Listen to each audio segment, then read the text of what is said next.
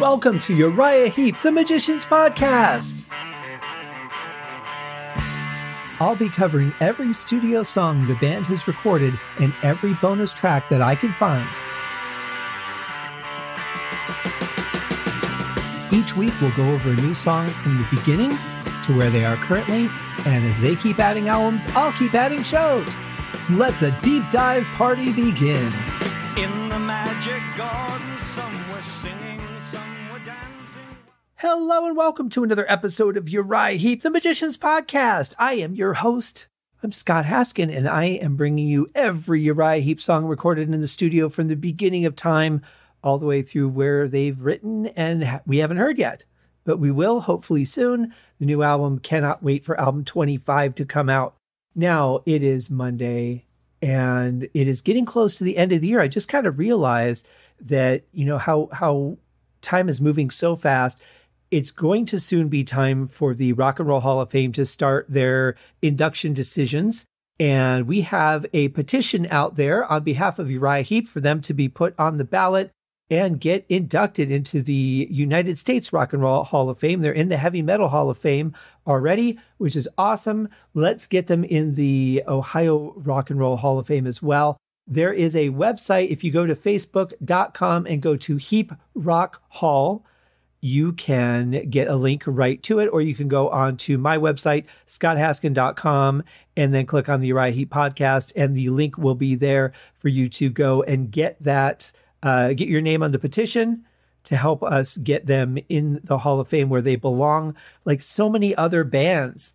You know, what was it this year? I think it was Iron Maiden that got rejected. Iron Maiden. Uriah Heep's not in there. It's kind of crazy. Look how long it took Deep Purple to get in there. It's nuts. So we got to push for that. We got to make it happen for these guys. They've given us so much. They deserve to be there. So let's help them get there. And thank you, Dave White, for getting that going. Really appreciate that. And have you guys gotten your Everyday Rocks box set yet from BMG and Uriah Heep? It is awesome. If you haven't seen it, there is a link on the page to my unboxing video where I had a great time just going through the box and looking at each piece and showing it to you guys, explaining the quality of it and what I see. I'm still amazed at how thick those picture discs really are. Maybe they won't even melt in the Nevada heat this summer, which would be great because I really like them. They're really good. Also, they have the Choices box set, which if you own the 50th anniversary box set, this is a nice accompaniment to that. Some additional CDs have been added with some of the musicians' choices of their picks for Uriah Heep songs, as well as if you don't have the 50th anniversary box set, here's your chance to get a part of that and some extra. So check those out. You can get them both on uriah-heep.com, the official source of all things Uriah Heep. Just a fan, guys, just a really big fan that loves this band, loves their music, has a great appreciation for what they've given us. And I'm happy to kind of dig in and find those little nuances that maybe we haven't paid attention to or didn't hear in the initial mixes and, you know, different things that might come out from just the way I'm hearing them in that moment. And that's what this podcast is all about. So there are people that have been of great assistance to the podcast that I want to take a moment to thank before we get into our song today. Our song today is called Sweet Sugar. And, you know, I have recently found, just within the last year or so, I have found a new passion for baking. I spend a lot of time rendering podcasts, and there's really nothing I can do on the computer while the podcasts are rendering. So I have found that baking is a great way to pass the time. It's also when I catch up on my podcast. And I started thinking about this. I started thinking about the title. I'm like, I know this is not about baking. What are the chances that Uriah Heep wrote a song about making confections in the kitchen? I doubt it. I have a feeling it's either about a woman or a metaphor. I know the answer, and we're going to get to it. But first, I want to talk about our wonderful patrons on this show. There are people that help by donating a few dollars to the show every month to help keep the costs going, to help pay for the monthly giveaways and all that I'll be doing all the way up through I get to the album Livin' the Dream, which I'm so excited to get to. Man, it's such a great album, and it makes me really thirsty for what they did next. But let's thank them. At the $5 Easy Livin' tier, we have Kenny Wymore and Brad D. At the $3 The Wizard tier, we have Peter Voss, Goran Eriksson, Frank Thielgaard Mortensen, and William Rose. And at the $1 Traveler in Time tier, the Rooted in Perpetual Security, airtight gravesite. Thank you all very much. I want to let you guys know too that there are a couple of different ways if you want to help out with the cost of the show. There is the Patreon, which you can set up a monthly donation like these kind folks did. You can also go to the website, scotthaskin.com, click on the Uriah Heep podcast, go down to the bottom. You will see a PayPal link as well if you want to do a one-time donation. I believe you can also set up a monthly structure with them.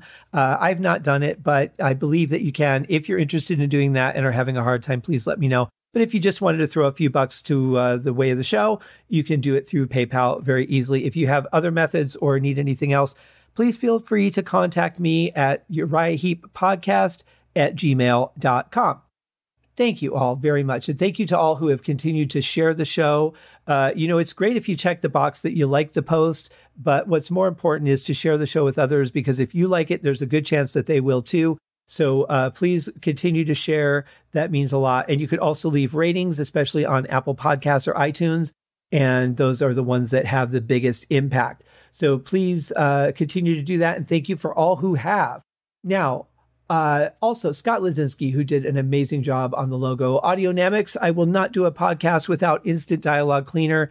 It is the most important tool in my arsenal, I have to say, for podcasting and doing like voiceovers or audiobooks or that kind of thing. It's good for anything voiceover. You can also work with some instruments on it as well and get some interesting results. So check that out if you are in the broadcast field or an audiobook reader, voice actor, anything like that. Dave White, of course, Uriah Heep's director of social media, the man that keeps the engine running in the digital side of things. And he's the one that shares the podcast posts on Facebook and Twitter. So when you see that happening, that's all Dave. Thank you, Dave. And of course, my brothers of the Deep Dive Podcast Network. Over at the Deep Purple Podcast, we have Nate and John. Then there's the simple man at Skinnerd Reconsidered, and Terry T-Bone Mathley, the chairman of it all at T-Bone's Prime Cuts on the other side. We have Rye over at Sabbath Bloody Podcast, Paul, Joe, and David at the In the Lap of the Pods Podcast. We have Andy and Matt at Hawk Binge, Eric and Jonathan at Maiden A to Z, Daniel and Josh at Diary of the Madmen, the Ultimate Aussie Podcast, Ben and Sam over at Universally Speaking, the Red Hot Chili Peppers Podcast, and last but not least, George and Tom over at the Metal Gods Podcast. Man, this list is growing and it gets harder and harder to read that, but you guys are all very welcome into the group. All excellent people, all doing great shows. If you're into any of those bands or even just curious about some of those bands, some people have said to me, I didn't know a lot about Uriah Heep, so I thought I'd check out your podcast. And now I just love their music. And so that's what it's all about, guys. Check that out. It's not just for the fans. It's for new people, for people that are curious, for people that want to know about a band. And then it's for the fans as well. So it reaches a lot of people. And of course, my buddy Brandon over at Metallicast, our friend Allegra over at R. Why do I say my and R? I don't know why I do that. It's me. My friend Allegra over at gottahearemall.com. Spelled just like that, GOTTAHEAREMALL.com. Digging into the lives of the tours of Deep Purple, Emerson, Lake and Palmer, and so much more. And then, of course, Uriah Heep's manager, Ace on Music. Ace has his own show on Stitcher and YouTube. Links are in the show notes for all these things. Check them out. They are wonderful. And that being said, let's get into today's song. Let's learn about some sweet sugar.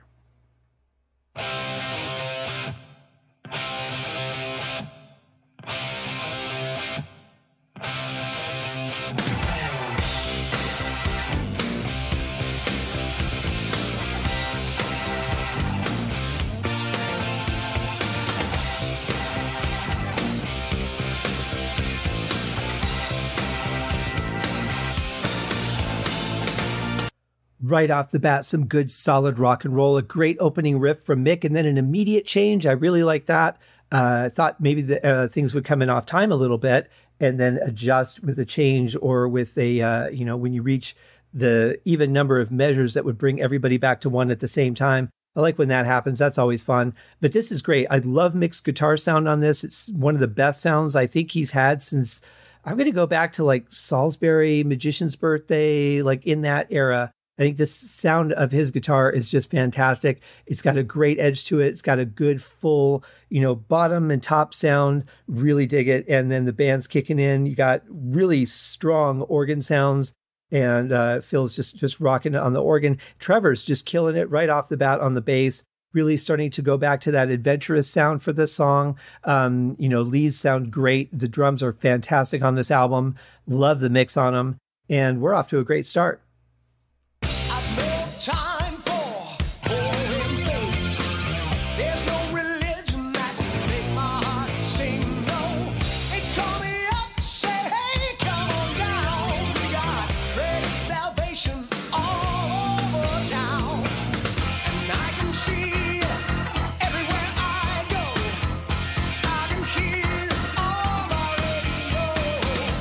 Well, let's talk about the first half of this clip first. I love riffs that leave such open space for vocals to cut through. I wish maybe there had been some of that earlier when we were having issues with the vocals being a little too quiet. Bertie sounds in a pretty good place on this album so far, but I love riffs that work that way. They go in between the lines, and then maybe halfway through the line or 3/4 through the line, they'll come in and give just a little bit of sprinkle of flavor there.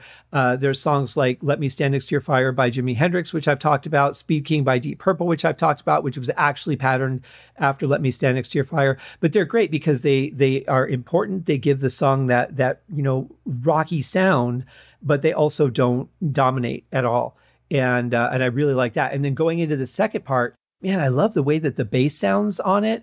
I'm not sure if there's another guitar track playing along with it because the bass track sounds a little bit thicker in this than normal, but it's great. And then I love the change there, a complete change in riffs.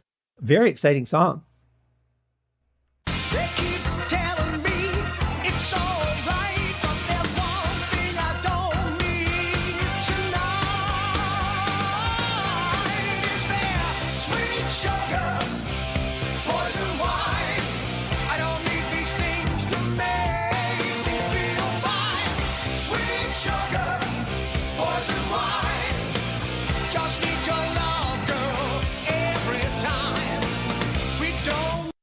It's a good thing that they do the riff with that open space for the vocals I was talking about, because here we are with everything panned again, very close to the center, and it's kind of pushing the edge of what's, fighting for what space to be heard.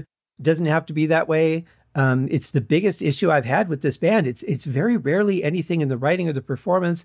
It usually comes down to the choice of mixing. And this is getting to the point, where in that mid 90s time where they should have started spreading things out a little more by now. They're far enough away from that 80s mix style that they had. Would be nice to have some separation because everybody in this band is so good. What they're doing really should be heard. Now, I can hear the guitar, I can hear the keyboards very well, but now they're starting, like in that chorus section, they're starting to drown out the vocals just a bit. But I love the strength of the keyboard sound. That's a great Hammond that Phil's playing. I love the sound of mixed guitar, as I said. The bass is really more in the mix on this one than it was on the last one. So it's a little more dominant. And then, of course, it's really filling up that lower register, which makes the vocals sound a little bit thinner than they should. But I think I've gotten to know Bernie's voice well enough at this point to know what he actually sounds like behind the mix. So if you were to isolate the vocals, he would sound a little bit more bottom heavy than he does in the actual song that we're hearing, because the bass and a little bit of the keys and guitar are dominating those frequencies.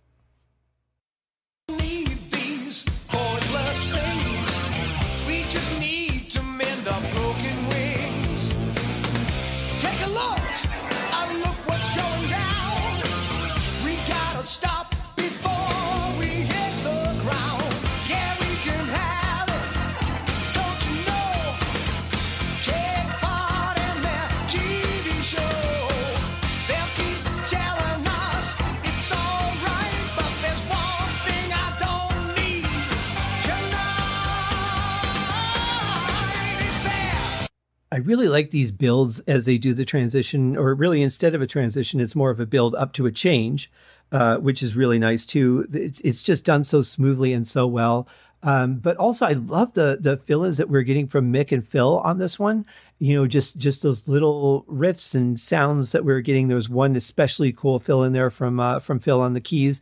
Just really great stuff. The song is moving forward at a really good pace. I don't feel like it's repetitive, or I don't feel like I'm, losing interest in it at all, because those little gems keep those songs going that are a little more straightforward. Lee's playing very straightforward on this. Trevor's a little more adventurous, but man, do I love that solid quarter note or eighth note, I guess, on the bass there. That sound is really amazing.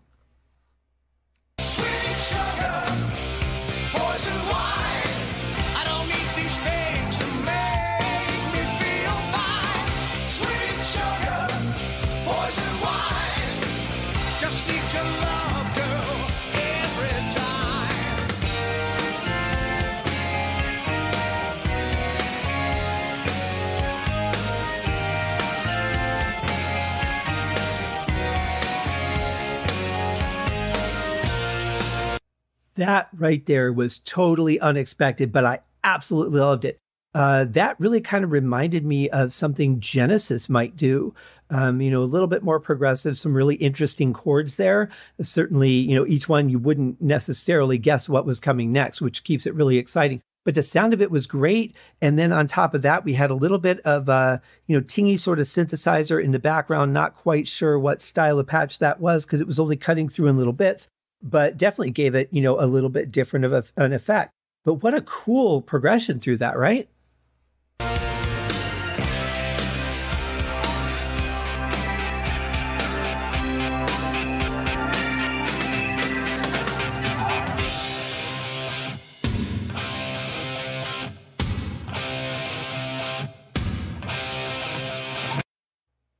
Well, the second part of that was even more fun. I love those flangey sounding synths. I have a few pads that are similar to that I could play them all the time. And I have to be really careful not to play them all the time because then all my songs would start sounding the same. And, when you've got hundreds of thousands of sounds, why keep using the same one over and over, no matter how good it is? Unless it's a staple instrument like a Hammond organ or something like that, or maybe a couple of choice pads. But when you get to the flange pads, they're a little specific and you really have to use them tastefully. As Phil does here, I really like the sound of that. Again, continuing with the progression that's very interesting. And then rolling right into the next section, the stops on the drums. I love those gated toms. A gate is where you open the gate enough for a certain amount of that drum hit to come through, and then you slam it shut so that reverb just doesn't go on and fade out. It actually cuts it off. Very interesting technique. Sounded a little more, I guess, maybe early to mid 90s, they were still doing this kind of stuff in the industry. And it's still done here and there, but that was really more of an 80s and 90s rock type thing. I don't hear it a whole lot anymore. But then to be fair, I don't really listen to a whole lot of music anymore. So it could be out there on every other song and I wouldn't know it.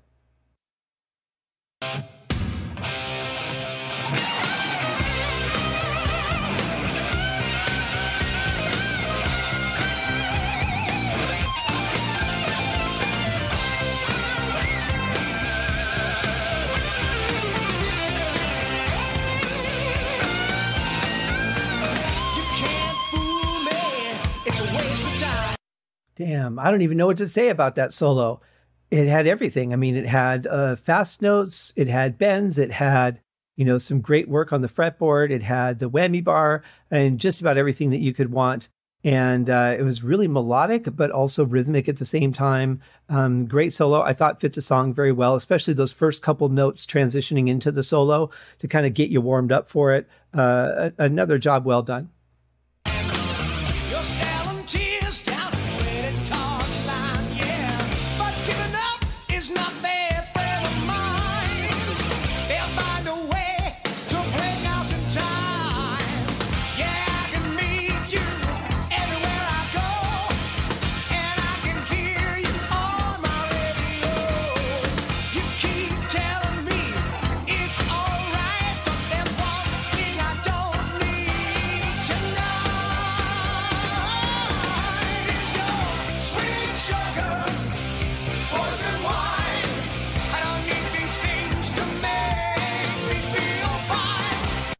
One thing I've really loved especially since Bernie joined the band, is how during the single vocal lines in the chorus, he might double or harmonize himself. But then there's also the other layer of backing vocals that works so well within that frame.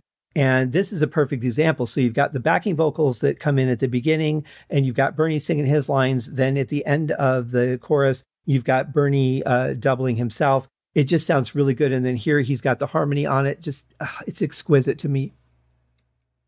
Sweet sugar, poison wine. I just need your love, girl, every time. Sweet sugar, poison wine. I don't need these things to make me feel fine. Sweet sugar, poison wine. Just give me your love, girl. Give me your love, give me your love. Sweet sugar, poison wine. I need your love, girl, yeah, all the time. Sweet sugar, poison wine. I just need you, girl, every time.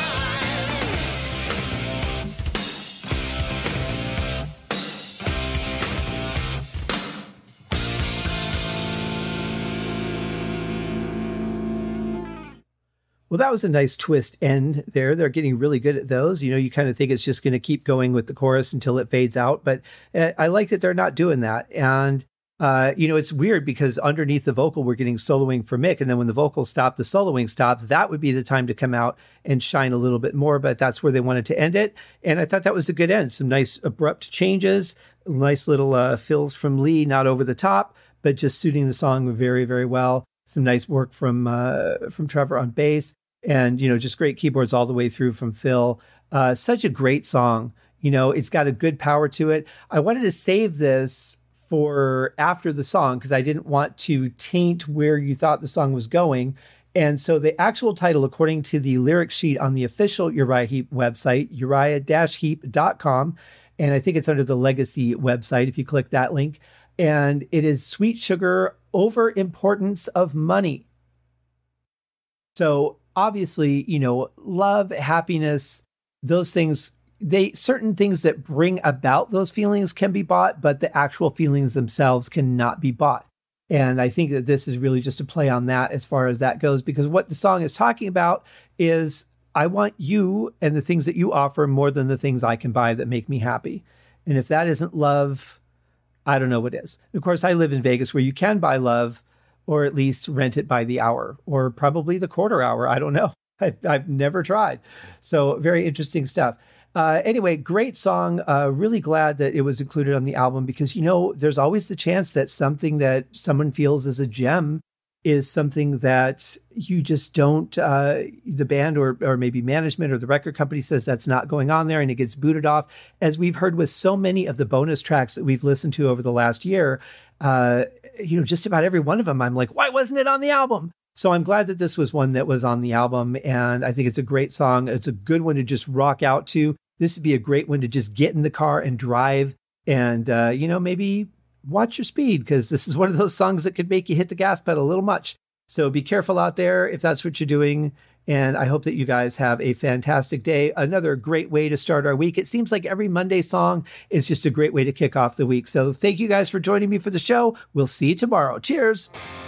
Thank you for joining me on this episode of Uriah Heep, the Magicians Podcast. If you have enjoyed this show, please consider going over to Apple Podcasts or your favorite podcast outlet, leaving a rating or a review.